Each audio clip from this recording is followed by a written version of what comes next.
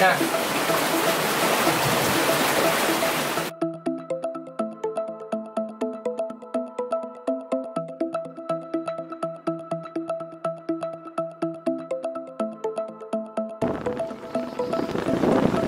Guys, kita piknik guys.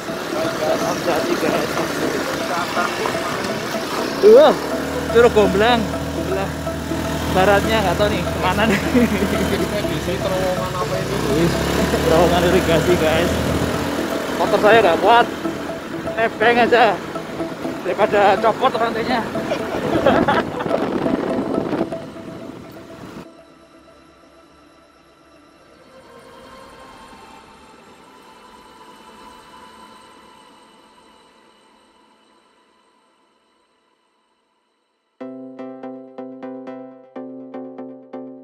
Wah, ini udah hutan gamar nih.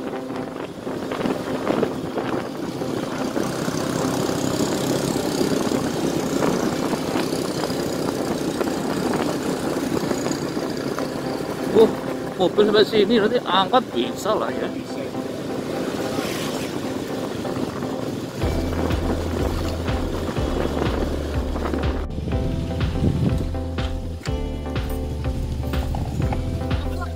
Yoi guys. Hai guys. Hai guys. Sama, Hai guys. sama Kadar B. Kadar. Sama Kaidel. Asik. Hai guys. Itu berarti masih 600 meter ke sana. 2 tahun mulai dibuat itu tahun 49 sama dengan 56.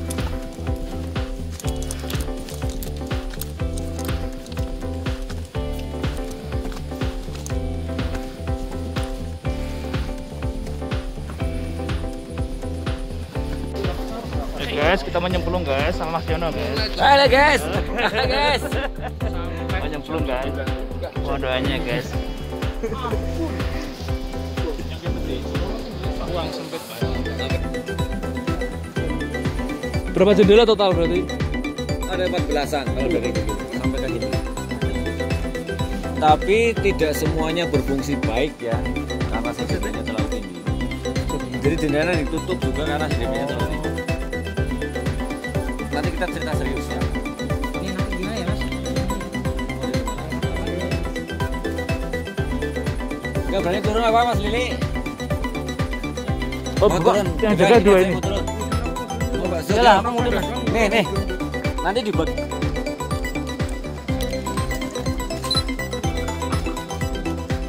Om Jati mau ngapain Om Jati? Hati-hati Om Jati. Wis.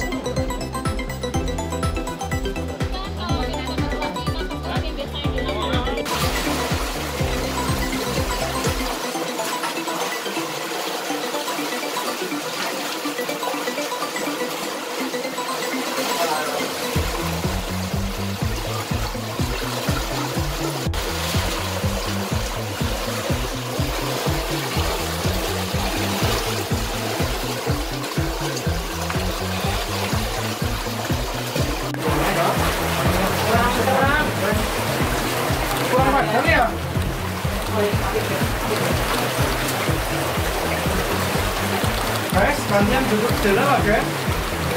Duduk foto guys. Duduk lawarnya ini ya. Iya. Nah. Ya itu naik ya Pak.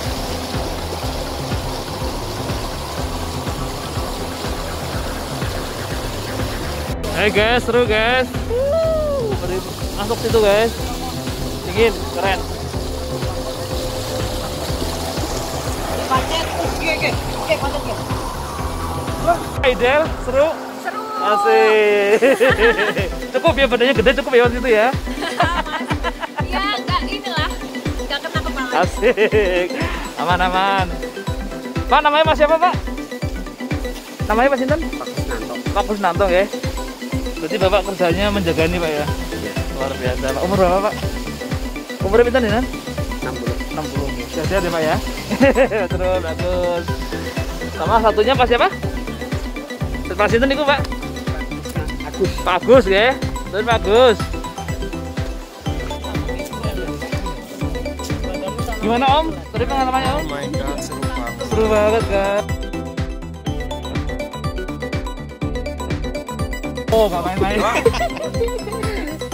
Di dalam bisa ngerokok nggak tadi, Bang? Oh, nggak bisa, guys. Gelap, guys. Nggak bisa ambil rokoknya, guys. Gelap soalnya.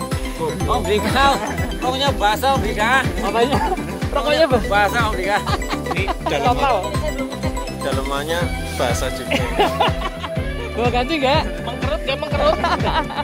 Wes rene grinding kan. Rene kadung. Gimana Mas Gus? Mantap. Asik. Avenger. Aduh. Ya, Mas. Lu. Kok nggak ditanyain ya? Tungguin lu doang tadi di depan tuh. Lama. Jadi dalam itu bawaannya mau ngejengkang kayak gitu terus karena harusnya deres. Karena badan lu ringan. Nah, salah satunya badannya ringan, terlalu kurus. Akhirnya mau ngejengkang. Oke. Kamera gimana, mendukung nggak di dalam? Ternyata di dalam gelap. Kameranya nggak ada. Salah perhitungan ya.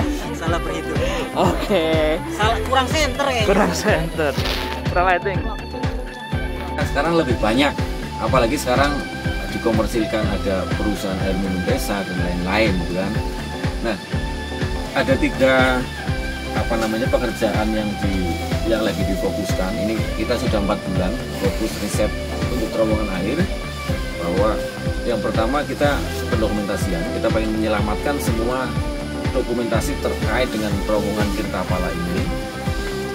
Yang pertama kita lagi membuat buku sejarah tentang terowongan yang akan kita bedah bukunya besok pada saat acara gelar budaya di Suhu Gomblang. Kemudian dokumenter, kita lagi membuat film dokumenternya agar ini menjadi semangat orang-orang di sini bahwa sekarang sejarah hilang. Banyak anak-anak muda yang tidak tahu sejarah, padahal mereka setiap hari minum airnya dari sini. Kemudian yang kedua, kita kepengen mengembalikan kebiasaan lama masyarakat lokal. Jadi kalau dulu semasa Hastapala ini masih hidup, membuat selamatan buat air, buat terowongan. Kalau dulu namanya nyadran wangan, nyadran kalen, mohon maaf. Dan sekarang kita rubah menjadi nyadran terowongan. Itu bentuk rasa syukur terhadap Tuhan dan limpahan air dari terowongan tersebut. Nah, ini kita kembalikan setelah berpuluh-puluh tahun itu tidak ada, kita kembalikan lagi dan Februari akan kita gelar budayanya.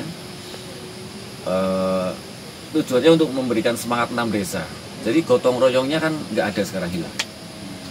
Setelah desa mengeluarkan SK 2 pekerja ini, 6 desa tidak lagi kerja bakti.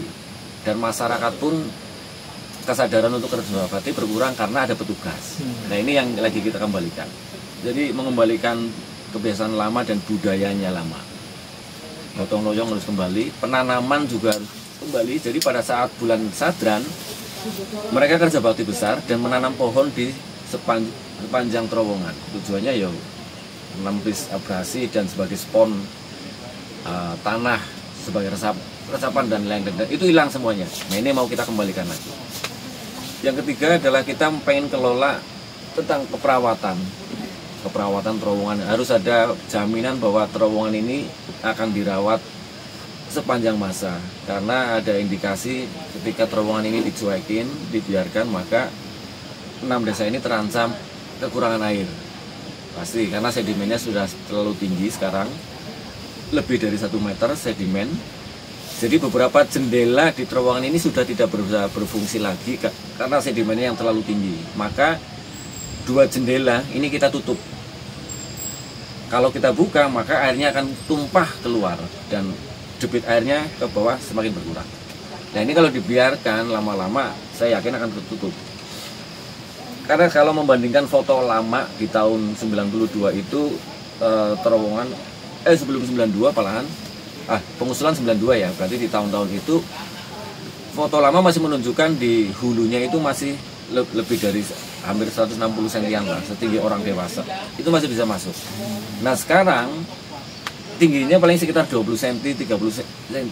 Nah, ini nggak tahu kalau 5 tahun, 10 tahun ke depan ini dibiarkan nggak ada yang konsentrasi ngurus terowongan, bisa jadi akan tutup terowongan dan 6 desa terancam nggak dapat air.